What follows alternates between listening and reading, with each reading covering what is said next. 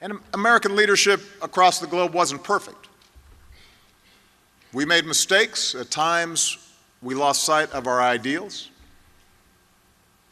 We had fierce arguments about Vietnam, and we had fierce arguments about Iraq.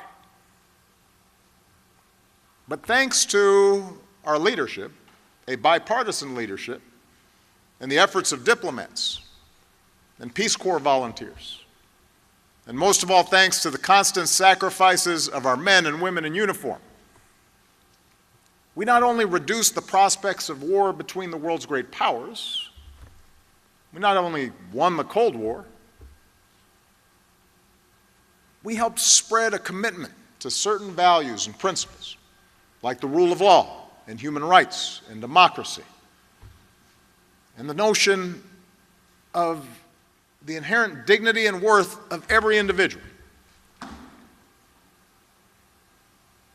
And even those countries that didn't abide by those principles were still subject to shame and still had to at least give lip service to the idea. And that provided a lever to continually improve the prospects for people around the world. That's the story of America. A story of progress. Fitful progress, incomplete progress, but progress.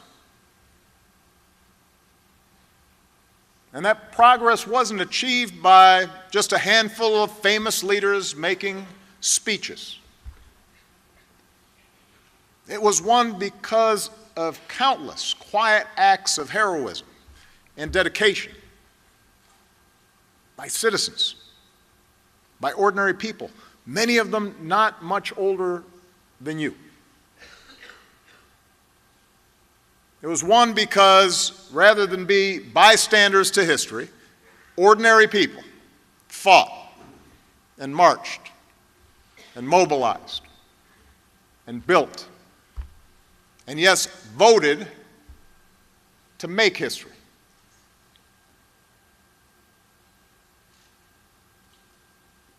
Of course, there's always been another, darker aspect to America's story. Progress doesn't just move in a straight line. There's a reason why progress hasn't been easy, and why throughout our history, every 2 steps forward seems to sometimes produce 1 step back. Each time we painstakingly pull ourselves closer to our founding ideals, that all of us are created equal, endowed by our Creator with certain unalienable rights. The ideals that say every child should have opportunity, and every man and woman in this country who's willing to work hard should be able to find a job and support a family and pursue their small piece of the American dream. Our ideals that say we have a collective responsibility to care for the sick and the infirm,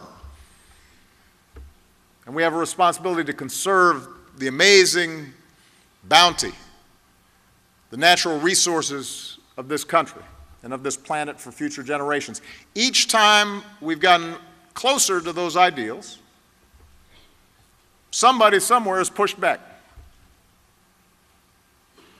The status quo pushes back. Sometimes the backlash comes from people who are genuinely, if wrongly, fearful of change. More often it's manufactured